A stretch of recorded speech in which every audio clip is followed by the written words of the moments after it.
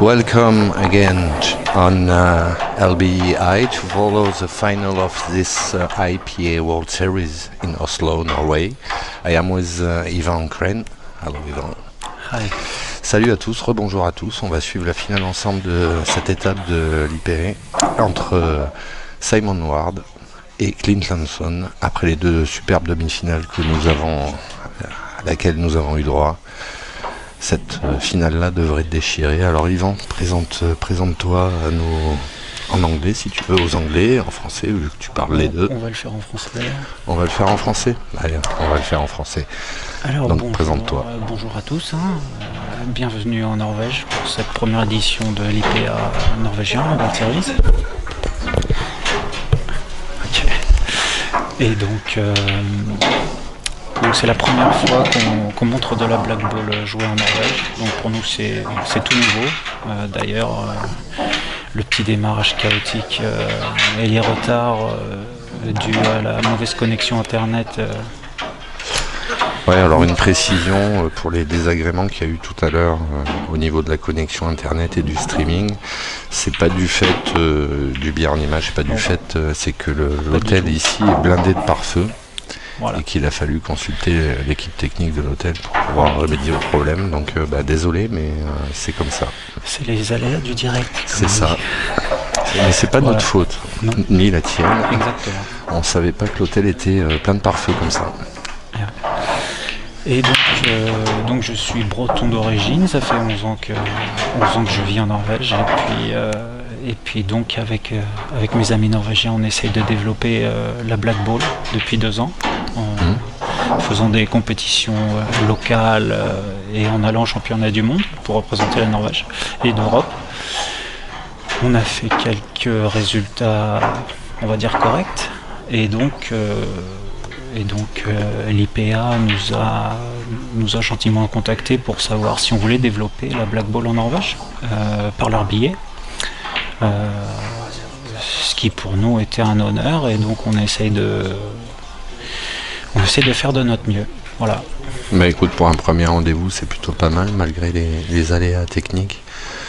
Je vais dire merci déjà à la délégation française pour m'avoir beaucoup aidé sur les tables, sur lesquelles on a eu pas mal de problèmes aussi. Un petit clin d'œil à Steph Dumont, entre autres, voilà.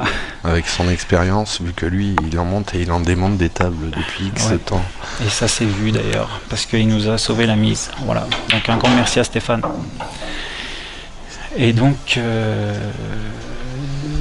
non, très content de voir que les joueurs qu'on reçoit sont d'un tel niveau. On a vu déjà des super demi-finales. Carrément, avec deux clients très sérieux, en l'occurrence Clint Lanson qui a été champion du monde professionnel en 2015 et Simon Ward qu'on ne présente quasiment plus, qui fait partie du top 15, top 20 international depuis un petit moment, si c'est pas au-dessus encore. Et puis c'est l'homme en forme, il a gagné le dernier tournoi ranking IPA. Donc voilà, ça prouve qu'il est là en ce moment, la forme est là, et il va falloir compter sur lui. Voilà. Ouais, et puis la demi-finale qu'il a faite tout à l'heure, super impressionnante. C'est un joueur très agressif, c'est un joueur qui a un tempérament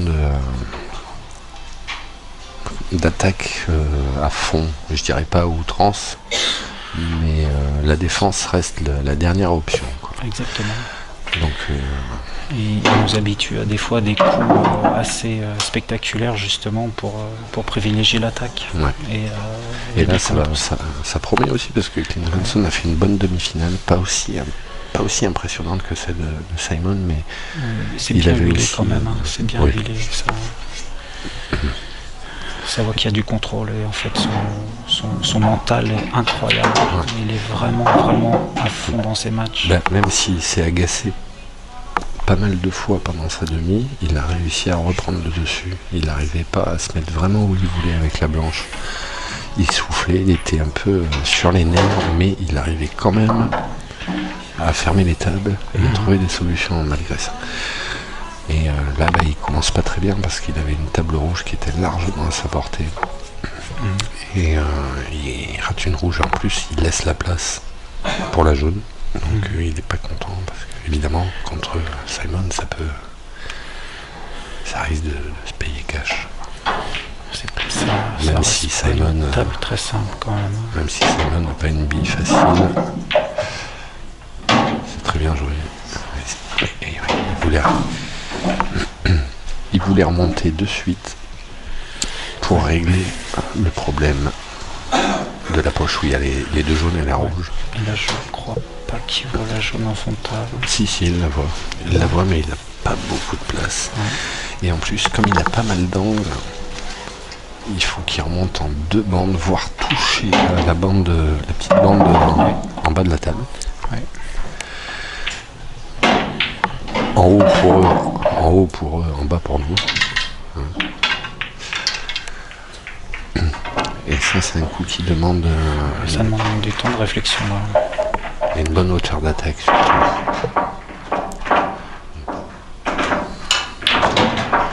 Là. C'est une bande de bandes impeccable. Super. Alors, à ce cas-là, il va vouloir sortir la rouge en même temps. On voit pas très bien où est-ce qu'elle est placée. Sortir la rouge, c'est une option, mais comme elle est très près de la poche... je sais pas ce qu'il va choisir. S'il va choisir le placement sur la jaune ou sortir la rouge, je pense qu'il va vouloir sortir la rouge parce que s'il reste encore et rejouer la jaune dans la même poche.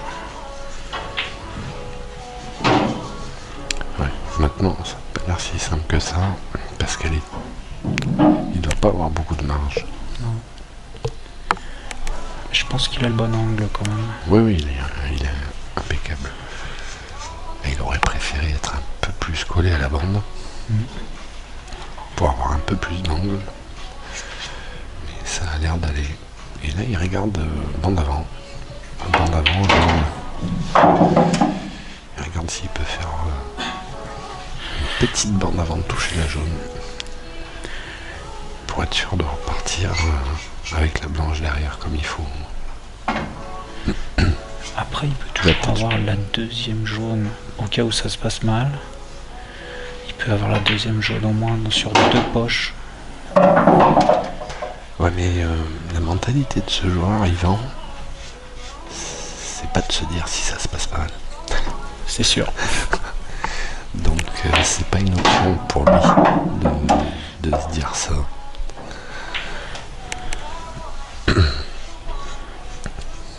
Ça a l'air quand même compliqué parce que s'il prend autant de temps, c'est que c'est pas galette.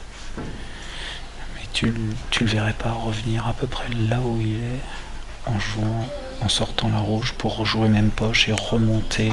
Il a peur du contre. Voilà, c'est pour ça que je pensais qu'il pouvait. Je pense pas qu'il voulait la jouer. D'ailleurs, il voulait pas la jouer dans la même poche. Parce que la rouge était à un tel endroit qu'il y avait trop de possibilités de contre. Soit avec la bande, soit en reprenant la blanche, soit que la rouge aille sur la jaune.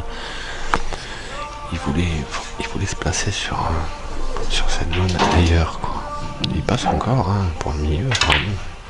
C'est magnifique. Il passe encore. Splendide. Si on avait pu voir que cette jaune passait au milieu, moi d'ici, je pense qu'elle passait pas. Ouais, voilà. En fait, ils vont toujours choisir l'option qui va leur donner des solutions. Voire une, voire 2 solutions. Être sûr de voir leur bille. Être certain de voir ses billes. Et c'est une très très très belle ferme.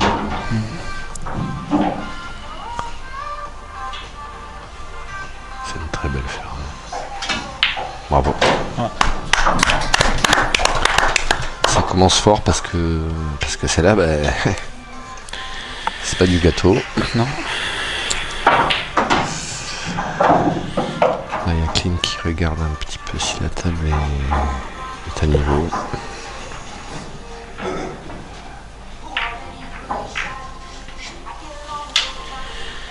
Il y a aussi après des conditions techniques qui sont pas évidentes à régler dans la mesure où la moquette est très épaisse. Et le sol n'est pas droit du tout. Et